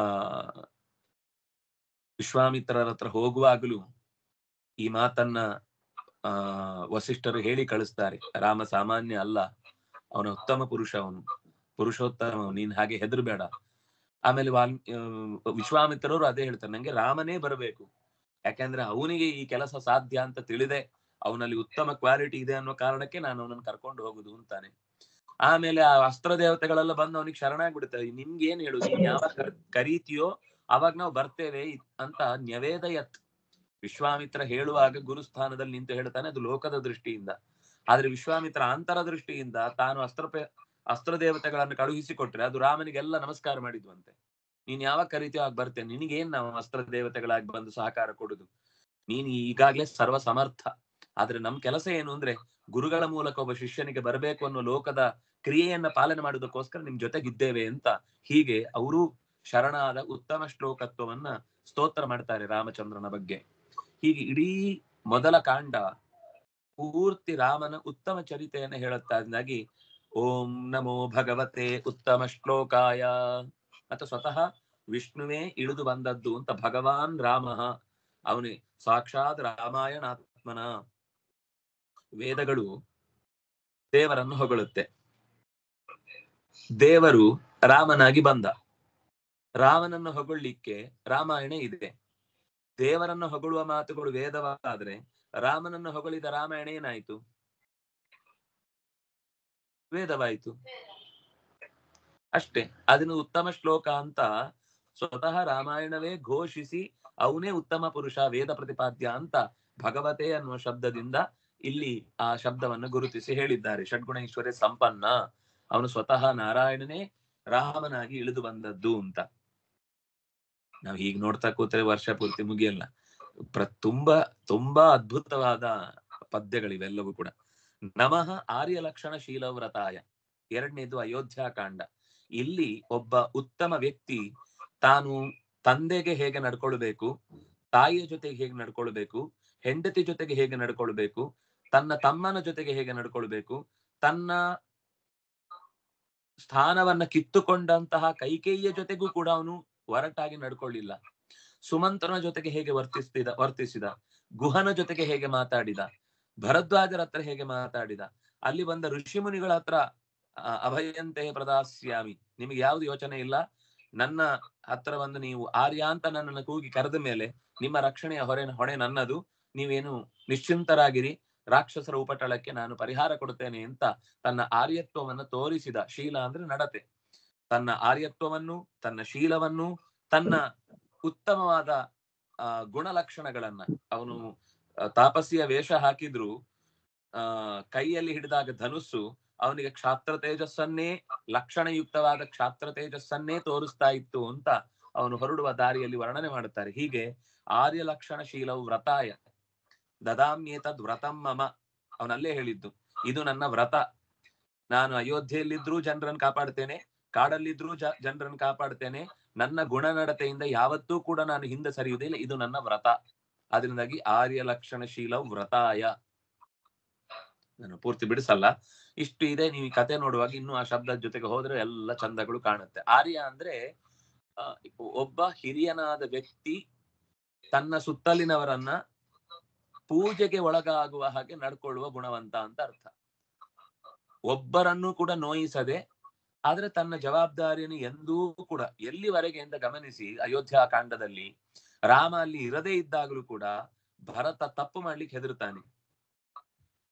ಕೈಕೇಯನ್ನ ಕೊಂದು ಬಿಡೋಣ ಅಂತ ಶತ್ರುಘ್ನ ಕತ್ತಿ ಹಿಡಿದು ಬಂದಾಗ, ನಿನಗೆ ಮತ್ತೆ ರಾಮನ ಮುಖವನ್ನ ನೋಡಬೇಕು ಅನ್ನುವ ಬಯಕೆ ಇದ್ರೆ ಈ ಹೆಣ್ಣಿನ ತಲೆಮುಡಿಗೆ ಕೈ ಹಾಕಿದ್ದನ್ನ ಹಿಂದೆ ಸರಿಸು, ರಾಮ ನಮ್ಮನ್ನ ನಾಳೆ ಮಾತಾಡಿಸಲ್ಲ. ವಸುತಲ್ಲಿ ರಾಮ ಇಲ್ಲ, ಆದ್ರೂ ರಾಮನ ನೆನಪೆ ಅವರನ್ನ ಸನ್ಮಾರ್ಗದಲ್ಲಿ ನಡೆಸುತ್ತೆ. ಇದೇ ಅಲ್ವಾ ಆರ್ಯಶೀಲ ಲಕ್ಷಣ ಅಂದ್ರೆ. ರಾಜ ಇದ್ದಾಗ ಮಾತ್ರ ಪ್ರಜೆಗಳು ಕ್ಷೇಮವಾಗಿರುವುದಲ್ಲ, ಟೀಚರ್ ಇದ್ದಾಗ ಮಾತ್ರ ಕ್ಲಾಸಲ್ಲಿ ಮಕ್ಕಳು ಖುಷಿಯಾಗಿರುವುದಲ್ಲ, ಟೀಚರ್ ಇಲ್ಲದೆ ಇದ್ದಾಗ್ಲೂ ಆರಾಮಾಗಿ ಏನು ತಲೆ ಹರಟೆ ಮಾಡದೆ ಆರಾಮಾಗಿದ್ದಾರೆ ಅಂದ್ರೆ ಆ ಟೀಚರ್ನ ಪ್ರಭಾವ ಅಷ್ಟು ಚೆನ್ನಾಗಿದೆ ಅಂತ ಅರ್ಥ. ಹಾಗಾಗಿ ರಾಮಚಂದ್ರ ಇಲ್ಲದೆ ಇದ್ದಾಗ್ಲೂ ಕೂಡ ಪೂರ್ತಿ ತನ್ನ ಗುಣವಂತಿಕೆಯಿಂದ ಜನರನ್ನ ವಶದಲ್ಲಿ ಇಟ್ಟುಕೊಂಡಿದ್ದ ಅನ್ನುವ ನೆಲೆಯಲ್ಲಿ ಹುಡುಗರನ್ನ ಗಟ್ಟಿ ಹಿಡಿದಿಟ್ಟ ಗುರುವಿನಂತೆ ಜನಗಳನ್ನು ಹಿಡಿದಿಟ್ಟ ರಾಮ ಆರ್ಯ ಲಕ್ಷಣಶೀಲನಾಗಿದ್ದ ಅನ್ನೋದು ರಾಮಾಯಣದ ಉದ್ದಕ್ಕೂ ಮತ್ತೆ ಮತ್ತೆ ಮತ್ತೆ ಗೊತ್ತಾಗ್ತಾ ಹೋಗುತ್ತೆ. ಅಲ್ಲಿಗೆ ಅಯೋಧ್ಯಾಕಾಂಡ ಆಯ್ತು. ಉಪಾಶ್ರಿತಾತ್ಮನೇ ಉಪಶ್ರಯಣ ಅರಣ್ಯಕಾಂಡಕ್ಕೆ ಪ್ರವೇಶ ಮಾಡಿದಾಗ ಖರ, ದೂಷಣ, ತ್ರಿಶಿರ ಅನ್ನುವ ರಕ್ಕಸರ ಎಲ್ಲ ದೇವತೆಗಳ ವರದಿಂದ ಮದ ಭರಿತರಾಗಿ ಇದ್ದ ರಾಕ್ಷಸರವ್ರು ಯಾರು ಸಾಮಾನ್ಯರಲ್ಲ. ಅಷ್ಟೂ ಜನರಿಗೆ ಅನೇಕ ಅಂದ್ರೆ 14,000 ಜನ ಏನಿದ್ರು ಅವ್ರು ಎಲ್ಲರೂ ಕೂಡ ಭಯಾನಕ ರಾಕ್ಷಸರು. ಅವ್ರು ಒಬ್ಬೊಬ್ಬರೇ ಒಂದೊಂದು ಅಕ್ಷೋಹಿಣಿ ಸೈನ್ಯ ಇದ್ದ ಹಾಗೆ. ಅಂತಹ ರಕ್ಕಸರ ದೊಡ್ಡ ಗಣನವನ್ನ ಯಾರು ಅವನನ್ನ ಆಶ್ರಯಿಸಿದ್ರು ಅವರಿಗೆ ರಕ್ಷಣೆಯನ್ನು ಕೊಟ್ಟ ಸ್ವಾಮಿಯಾದ. ಉಪಶ್ರಿತರಾದವರಿಗೆ ಆತ್ಮ, ಆತ್ಮ ಸ್ವಾಮಿ. ಆತ್ಮ ಅನ್ನುವ ಶಬ್ದ ಒಡೆಯ ಅನ್ನುವ ಅರ್ಥದಲ್ಲಿದೆ. ಹಾಗಾಗಿ ತನ್ನನ್ನು ಆಶ್ರಯಿಸಿದವರಿಗೆ ರಕ್ಷಣೆ ಕೊಟ್ಟಂತಹ ರೂಪ. ಎಷ್ಟು ರಾಕ್ಷಸರು ಬಂದ್ರು ಅವರೆಲ್ಲರನ್ನು ಸಂಹರಿಸಿಕೊಂಡು ಬಂದ ಇಂತಹ ಕಥೆ ಅರಣ್ಯಕಾಂಡದಲ್ಲಿ ಉದ್ದಕ್ಕೂ ಸಿಗುತ್ತೆ. ಅವನನ್ನು ಆಶ್ರಯಿಸಿದವರಿಗೆ ಎಲ್ಲರಿಗೂ ರಕ್ಷಣೆ ಕೊಟ್ಟ. ಸ್ವತಃ ಸೀತಾ ಲಕ್ಷ್ಮಣರನ್ನು ಕೂಡ ಗುಹೆಯಲ್ಲಿ ಇರಿಸಿ ತಾನೊಬ್ಬನೇ ಅನೇಕ ರೂಪಗಳನ್ನು ತೊಟ್ಟು ಅಷ್ಟೂ ಜನರನ್ನ ಕೊಂದು ತನ್ನ ಅಸಾಧಾರಣವಾದ ಅಮಾನುಷ ಶಕ್ತಿಯನ್ನು ತೋರಿಸಿದ. ಇದು ಉಪಶ್ರಯಣ ಹೊಂದಿದವರಿಗೆ ಸ್ವಾಮಿಯಾಗಿ ನಡೆದುಕೊಂಡ ಕಥೆ. ಉಪಾಸಿತ ಲೋಕಾಯ ಲೋಕೃ ದರ್ಶನಿ, ದರ್ಶನ ಕೊಟ್ಟವ. ಯಾರು ನಿರಂತರವಾಗಿ ಒಳ್ಳೆಯದನ್ನ ತನ್ನ ಜೀವನದಲ್ಲಿ ಉಪಾಸನೆಯ ರೀತಿಯಲ್ಲಿ ನಡ್ಕೊಳ್ತಾನೋ ಅವನಿಗೆ ಕಾಣಿಸುವವ, ಅವನಿಗೆ ಜೊತೆಯಾಗುವವ. ಸುಗ್ರೀವ ಗುಣವಂತ, ವಾಲಿ ಬಲವಂತ. ರಾಮನಿಗೆ ಬಲ ಬೇಕಾಗ್ಲಿಲ್ಲ, ಗುಣ ಬೇಕಾಯಿತು. ಅದನ್ನಾಗಿ ಯಾರು ಉಪಾಸಿತರಿದ್ರೋ, ಉಪಾಸನೆಗೈಯುವವರಿದ್ರೋ ಅವರಿಗೆ ತನ್ನನ್ನ ತೋರಗೊಟ್ಟ, ಅವರಿಗೆ ತಾನೇ ಲೋಕವಾಗಿ ಬಂದ. ಅವನ ಲೋಕವನ್ನ ಅವನಿಗೆ ಕೊಟ್ಟ, ಅವನ ರಾಜ್ಯವನ್ನ ಕೊಟ್ಟ, ಅವನ ಮಡದಿಯನ್ನ ಕೊಟ್ಟ, ಅವನ ಸಾಮರ್ಥ್ಯವನ್ನ ಮತ್ತೆ ಮರಳಿ ಅವನು ಪಡೆಯುವುದಕ್ಕೆ ಬೇಕಿರುವಂತಹ ಎಲ್ಲ ಅನುಕೂಲತೆಗಳನ್ನು ಮಾಡಿಕೊಟ್ಟ. ಹೀಗೆ ಉಪಾಸಿತ ಲೋಕಾಯ. ಇನ್ನೂ ಹಲವು ಮುಖಗಳಲ್ಲಿ ಉಪಾಸಿತ ಲೋಕ ಅನ್ನುವ ಶಬ್ದ ತೆರ್ಕೊಳ್ಳುತ್ತೆ. ಬೆಳ್ಳಗಿನ ಅಸಿತ ಅಂದ್ರೆ ಬಿಳಿ ಅಂತ ಅರ್ಥ. ಜ್ಞಾನ ಯಾವತ್ತು ಬಿಳಿ. ಅವನಿಗೆ ಅನೇಕ ವಾಲಿಯ ಜೊತೆಗೆ ವಾದ ಆಗುತ್ತೆ, ಸರಿ ತಪ್ಪುಗಳ ನಡುವೆ ಚರ್ಚೆ ಆಗುತ್ತೆ. ಅವನಿಗೆ ಜ್ಞಾನ ಕೊಡುತ್ತಾನೆ, ಸರಿಯಾದ ಜ್ಞಾನವನ್ನ ಕೊಡ್ತಾನೆ. ಉಪಾಸನೆ ಮಾಡಿದವನಿಗೆ ಬಿಳಿಯಾದ ಅಂದ್ರೆ ಸ್ವಚ್ಛವಾದ ಅರಿವನ್ನ ಕೊಟ್ಟವ. ಕೊನೆಗೆ ವಾಲಿ ಶರಣಾಗ್ತಾನೆ, ನಾನೇ ಮಾಡಿದ್ದು ತಪ್ಪು, ನೀನು ಮಾಡಿದ್ರಲ್ಲಿ ತಪ್ಪಿಲ್ಲ, ನನ್ನ ತಪ್ಪನ್ನ ಮನ್ನಿಸು. ರಾಮ ಹೇಳ್ತಾನೆ, ನಿನ್ನ ಈಗ ಬೇಕಾದ್ರೆ ನಿನ್ನ ಎದೆಗೆ ಚುಚ್ಚಿದ ಬಾಣವನ್ನ ಕಿತ್ತು ನಿನ್ನ ಪ್ರಾಣವನ್ನು ಉಳಿಸ್ತೇನೆ, ಉಳಿಸ್ಲಾ ಅಂತ ಕೇಳ್ತಾನೆ. ಬಿಟ್ರೆ ನನಗೆ ಉತ್ತಮವಾದ ಗತಿ ಬರುತ್ತೆ ಅನ್ನುವ ಕಾರಣಕ್ಕೆ ನನಗೆ ಸಾವು ಬರಲಿ ಅಂತ ಪ್ರಾರ್ಥಿಸಿ ಪ್ರಾಣವನ್ನ ಬಿಟ್ಟ. ಆಗಿನ ಕಾಲದ ವೀರರಲ್ಲಿ ಅತ್ಯಂತ ವೀರ ವಾಲಿ. ಅವನನ್ನ ಕೊಲ್ಲುವ ಮೂಲಕ ಸುಗ್ರೀವನಿಗೂ ಜ್ಞಾನ ಕೊಟ್ಟ. ಅಸಾಧಾರಣವಾದ ವ್ಯಕ್ತಿತ್ವ ರಾಮನದ್ದು ಅಂತ. ಹೀಗೆ ಉಪಾಸಿತರಾದವರಿಗೆ ಅರಿವು ಕೊಟ್ಟ ರೂಪ ಉಪಾಸಿತ ಲೋಕಾಯ. ಸಾಧುವಾದ ನಿಕರ್ಷಣಾಯ. ಸಾಧುವಾದ ಅಂತಂದ್ರೆ ಒಳ್ಳೆಯ ಮಾತುಗಳು. ಅದರಿಂದ ಸೀತೆಯ ಮನಸ್ಸನ್ನ ಸೆಳೆದ ಹನುಮಂತ. ರಾಮ ರಾಮ ರಾಮ ರಾಮ ಅಂತ ಮರದ ತುದಿಯಲ್ಲಿ ಕೂತು ಅವಳನ್ನು ನೋಡದೆ ತನ್ನ ಪಾಡಿಗೆ ತಾನು ಹೇಳ್ತಾ ಇದ್ದ. ಸೀತೆ ತಾನೊಬ್ಬಳೇ ರಾಮ ರಾಮ ಅಂತ ಹೇಳ್ತಾ ಇದ್ದವರ ನಡುವೆ ಈತನೊಬ್ಬ ಯಾರು ಹೊಸಬ ಅಂತ ಅನುಮಾನದ ಅನುಮಾನದ ಸುಳಿಯುವ ಮುನ್ನ ತನ್ನ ಮಾತಿನ ಮೂಲಕವೇ ಗಮನ ಸೆಳೆದು ರಾವಣನ ಪರಿಪೂರ್ಣವಾದ ಲಕ್ಷಣವನ್ನ ಅವಳ ಮುಂದೆ ತಿಳಿ ಹೇಳಿ ಅವಳಿಗೆ ಗೊತ್ತಿರುವ ಸಂಗತಿಗಳನ್ನೆಲ್ಲ ಸಂಕೋಚ ಮಾಡಿ ಅವಳಿಗೆ ಸೀತೆ ಕಳೆದು ಹೋದ ನಂತರದ ರಾಮನ ಪರಿಚಯವನ್ನು ಚೆನ್ನಾಗಿ ಸಾಧುವಾದ ಸರಿಯಾದ ಕ್ರಮದಲ್ಲಿ ಆಕೆಗೆ ಕುತೂಹಲ ಹೆಚ್ಚಬೇಕು, ಅವಳಿಗೆ ನಿಜವಾದ ಪ್ರಶ್ನೆಗಳಿಗೆ ಉತ್ತರ ಸಿಗಬೇಕು. ಅಂಥ ವಿಷಯಗಳನ್ನು ಚೆನ್ನಾಗಿ ಹೇಳಿ ನಾನು ರಾಮಚಂದ್ರನ ದೂತ ಅನ್ನುವ ವಿಷಯದಲ್ಲಿ ಆಕೆಗೆ ನಂಬಿಕೆ ಬರುವಂತೆ ನಿಕರ್ಷಣ, ತನ್ನ ಮಾತಿನಿಂದಲೇ ಆಕೆಗೆ ಭರವಸೆಯನ್ನು ತುಂಬಿ, ನನ್ನಂತಹ ಚಿಕ್ಕ ಕಪಿಯೇ 100 ಯೋಜನದ ದೂರವನ್ನ ಹಾರಿ ಬಂದ ಮೇಲೆ ಮತ್ತಃ ಪ್ರತ್ಯವರ ಕಶ್ಚಿತ್ ನಾಸ್ತಿ ಸುಗ್ರೀವ ಸನ್ನಿಧೌ, ನನ್ನಂತಹ ಚಿಕ್ಕ ಕಪಿಯೇ ಬಂದಿದೆ ಅಂದ್ಮೇಲೆ ಇಡೀ ಕಪಿಗಳ ಸೇನೆಯಲ್ಲಿ ನಾನು ಕೊನೆಯವ. ಹನುಮಂತ ಹೇಳ್ಕೊಳ್ಳುವ ಮಾತು. ನಾನೇ ಹಾರಿ ಬಂದಿದ್ದೇನೆ ಅಂದ್ರೆ ಇನ್ನು ಈ ಉಳಿದ ಕಪಿಗಳು ಕೋಟಿ ಕೋಟಿ ಸಂಖ್ಯೆಯಲ್ಲಿರುವಗಳು ಬಂದು ರಾವಣನ ಈ ತಲೆ ಮೇಲೆ ಹತ್ತಿ ಕೂತವನ ಕಿವುದಲೆಲ್ಲ ಕಿತ್ತ ಹಾಕಿ ನಿನ್ನ ಕಷ್ಟವನ್ನ ಪರಿಹರಿಸುವಲ್ಲಿ ರಾಮನಿಗೆ ಸಹಾಯವನ್ನು ಮಾಡದೇ ಇದ್ದಾವೋ, ಅದರಿಂದಾಗಿ ನೀನು ಭಯ ಪಡಬೇಡ, ಎದೆ ಭದ್ರ ಮಾಡಿಕೋ, ರಾಮ ಬಂದೇ ಬರ್ತಾನೆ. ರಾಮ ಇಲ್ಲಿ ನಿನ್ನ ಬಂಧನವನ್ನ ಬಿಡಿಸಿ ನಿನ್ನನ್ನು ಬಿಡುಗಡೆ ಮಾಡಿಸಿ ಕರ್ಕೊಂಡು ಹೋಗೇ ಹೋಗ್ತಾನೆ ಅಂತ ಧೈರ್ಯ ತುಂಬಿದವನಾದ್ರಿಂದಾಗಿ ತನ್ನ ಪ್ರಯಾಣದಲ್ಲಿಯೂ ಹೇಳ್ತಾನವನು, ನಾನು ರಾಮ ಕಾರ್ಯಕ್ಕೆ ಹೋಗ್ತಾ ಇದ್ದೇನೆ, ನನ್ನ ತಡಿಬೇಡಿ ಅಂತ. ಆಗ ಮೈನಾಕ ಸುಮ್ನಾಗ್ತಾನೆ. ಆದ್ರೆ ಸುರಸೆ ಸ್ವಲ್ಪ ಸ್ಪರ್ಧೆ ಮಾಡಿ ಸುಮ್ನಾಗಿ ಸಂತೋಷದಿಂದ ಬೀಳ್ಕೊಡ್ತಾಳೆ. ಆದ್ರೆ ಸಿಂಹಿಕೆ ಮಾತ್ರ ನುಂಗುವ ಪ್ರಯತ್ನ ಮಾಡಿ ಸಾಯ್ತಾಳೆ. ಕೊನೆಗೆ ಲಂಕಿಣಿಯು ಕೂಡ ಒಂದೇಟು ಬಿದ್ಮೇಲೆ ಲಂಕೆ ಮಾಡ್ತಾ ಮಾತ್ರ ನೋಡ್ತಾ ಇದ್ದವಳಿಗೆ 3 ಲೋಕ ಒಂದೇ ಸಲ ಕಂಡಾಗ ತನ್ನ ತಪ್ಪಿನ ಅರಿವಾಗಿ ಅವಳನ್ನ, ಹೋಗಪ್ಪ ನೀನು ಸೀತೆಯನ್ನು ಹುಡ್ಕೊಂಡ್ ಬಾ, ರಾವಣ ಆಗ್ಲೇ ಬೆಂಕಿಯ ಕೆಂಡವನ್ನ ಸೆರಗಿನಲ್ಲಿ ಇಟ್ಟುಕೊಂಡು ತನ್ನ ಎದೆಯನ್ನು ಸುಟ್ಕೊಂಡಾಗಿದೆ, ಈಗ ಸುಮ್ನೆ ನೀನೊಬ್ಬ ನೆಪಕ್ಕೆ ಬಂದಿದ್ದಿ ಅಂತ ಮೊದ್ಲೇ ಅವಳು ನೀನ್ ಬೆಂಕಿ ಕೊಡ್ಲಿಕ್ಕೆ ಬಂದಿದ್ದಿ ಅನ್ನೋ ತರನೇ ಸೂಚನೆ ಕೊಡ್ತಾಳೆ. ಹೀಗೆ ಲಂಕಿಣಿಯೂ ಕೂಡ ಅವನ ಸಾಧು ಅದಕ್ಕೆ, ಅವನ ಸೀತೆಯನ್ನು ಹುಡುಕ್ತೇನೆ ನಾನು, ಅದಕ್ಕೋಸ್ಕರ ನೀನು ಒಪ್ಪಿಗೆ ಕೊಡಬೇಕು ಅಂತ ಹೇಳಿದಾಗ ಅವಳು ಕೂಡ ಮನಸೋತು ಅವನನ್ನ ಮನದುಂಬಿ ಹರಿಸಿ, ಹೋಗಪ್ಪ ನಿನ್ನ ಕೆಲಸದಲ್ಲಿ ಗೆಲುವಾಗಲಿ ಅಂತ ಅಲ್ಲಿಂದ ಹೊರಟು ಹೋಗ್ತಾಳೆ. ಹೀಗೆ ಪ್ರತಿಯೊಬ್ಬರಿಂದಲೂ ಕೂಡ ಒಳ್ಳೆಯ ಮಾತುಗಳನ್ನ ಆಡಿಸಿ, ತಾನೂ ಮಾತುಗಳನ್ನ ಆಡಿ, ಆಯಾ ಘಟನೆಗಳನ್ನ ತನ್ನೆಡೆಗೆ ಸೆಳೆದ ನಿಕರ್ಷಣ ಶಕ್ತಿ ಆದ್ರಿಂದಾಗಿ ಸುಂದರ ಕಾಂಡವು ಕೂಡ ಸಂಗೃಹೀತವಾಯಿತು. ನಮೋ ಬ್ರಹ್ಮಣ್ಯ ದೇವಾಯ. ಇದು ರಾವಣ ಮಹಾಬ್ರಾಹ್ಮಣ ಹೌದು, ಆದ್ರೆ ಅವನ ಅಪಚಾರಕ್ಕೆ ಅವನು ಸಹಿಸಿಕೊಳ್ಳಿಲ್ಲ. ನಿಜವಾದ ಬ್ರಹ್ಮಣ್ಯನಾದ್ರೆ ಅವನಿಗೆ ದೇವನಂತೆ ಸಿಗ್ತಾನೆ. ದೇವತೆಗಳೆಲ್ಲ ಅಥವಾ ಉಳಿದಂತೆ ಲೋಕದಲ್ಲಿರುವಂತಹ ದೇವತೆಗಳು ಯಾರೆಲ್ಲ, ಇಂದ್ರ, ಯಮ, ವರುಣ, ಇವರೆಲ್ಲರ ಸ್ಥಾನವನ್ನ ರಾವಣ ಕಸಿದುಕೊಂಡು ತಾನೇ ರಾವಣ, ತಾನೇ ಸೂರ್ಯ, ತಾನೇ ಅಗ್ನಿ, ತಾನೇ ಅಂತ ಎಲ್ಲರ ಮುಂದೆ ತನ್ನನ್ನು ಹೊಗಳಿಕೊಳ್ತಿದ್ದ. ಕೊನೆಗೆ ಎಲ್ಲಿವರೆಗೆ ಅಂದ್ರೆ ಉಳಿದ ದೇವತೆಗಳನ್ನ ಅವರ ಕಾರ್ಯಭಾರದಲ್ಲಿ ತೊಡಗದಂತೆ ತಡೆದು ನಿಲ್ಲಿಸಿದ್ದ. ಅಂತ ಬ್ರಹ್ಮಣ್ಯರನ್ನೆಲ್ಲ ಮತ್ತೆ ವಾಪಸ್ಸು ದೇವ ಪದವಿಯಲ್ಲಿ ಕೂಡಿಸಿ ಅವರವರ ಶಕ್ತಿಗೆ ಬೇಕಾದ ಸ್ಥಾನವನ್ನ ಕಲ್ಪಿಸಿದ. ಹಾಗಾಗಿ ರಾಕ್ಷಸನಾದ ಬ್ರಹ್ಮಣ್ಯನನ್ನ ನಾಶ ಮಾಡಿದ. ಲೋಕದ ನಿಜವಾದ ಸತ್ಯವಂತರನ್ನ, ಸಾಧು ಜನರನ್ನ, ಸಜ್ಜನರನ್ನ, ದೇವತೆಗಳನ್ನ ಮತ್ತೆ ದೇವಯತಿ ಬೆಳಗಿಸಿ ನಿಲ್ಲಿಸಿದಾದ್ರಿಂದಾಗಿ ನಮೋ ಬ್ರಹ್ಮಣ್ಯ ದೇವಾಯ. ಇನ್ನೂ ತುಂಬಾ ಮಾತುಗಳಿವೆ, ಅನೇಕ ವೇದಗಳ ಮಾತುಗಳು ಅಲ್ಲಿ ಬರ್ತವೆ. ನಿಮ್ಗೆ ಆದಿತ್ಯ ಹೃದಯ ಸ್ವಲ್ಪ ಗೊತ್ತಿದ್ರೆ ಅದರಲ್ಲಿ ಅನೇಕ ಉಪನಿಷತ್ತಿನ ಮಾತುಗಳು ಸಾಲು ಸಾಲಾಗಿ ಬಂದಿದೆ. ಅದು ಒಂಥರ ವೇದಗಳಲ್ಲಿ ಬಂದ ಅನೇಕ ಸಂಗತಿಗಳನ್ನ ಯುದ್ಧ ಕಾಂಡದಲ್ಲಿ ಕೇವಲ ಅದು ಯುದ್ಧ ಮಾತ್ರ ಅಲ್ಲ, ಮಧ್ಯ ಮಧ್ಯದಲ್ಲಿ ಅನೇಕ ಸ್ತೋತ್ರಗಳು ಬರ್ತವೆ, ಅನೇಕ ವರ್ಣನೆಗಳು ಬರ್ತವೆ.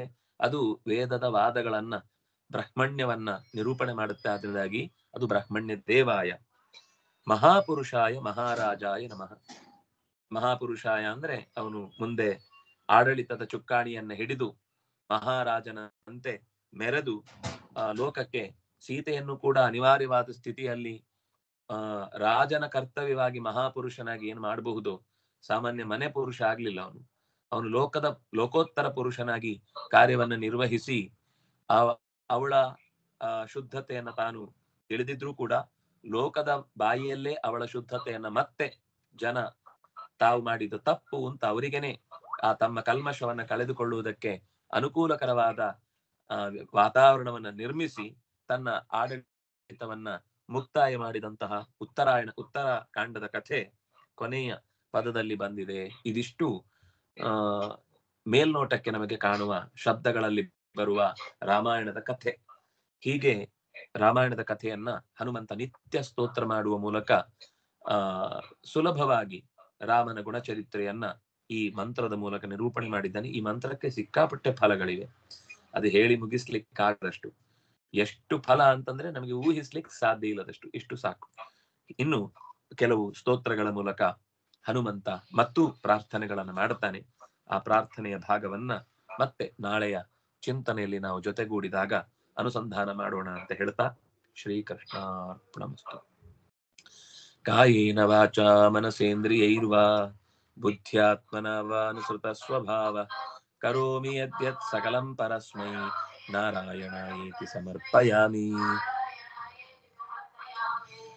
तपस्विनो दानपरा यशस्विनो मनस्विनो मन्त्रविदः सुमङ्गलाः क्षेमं न विन्दन्ति विना यदर्पणं तस्मै सुभद्रश्रवसे नमो नमः। ब्रह्मार्पणं ब्रह्महविः ब्रह्माग्नौ ब्रह्मणाहुतं ब्रह्मैव तेन गन्तव्यं ब्रह्मकर्म समाधिना। धर्मस्य विजयो भूयात् सन्तु निरामयाः सर्वे भद्राणि पश्यन्तु मा कश्चित् दुःखभाग् भवेत्। धर्मस्य विजयो भूयात् अधर्मस्य पराभवः सद्भावना प्राणभृतां भूयाद् विश्वस्य मङ्गलम्। श्रीकृष्णार्पणमस्तु। नमस्कारः।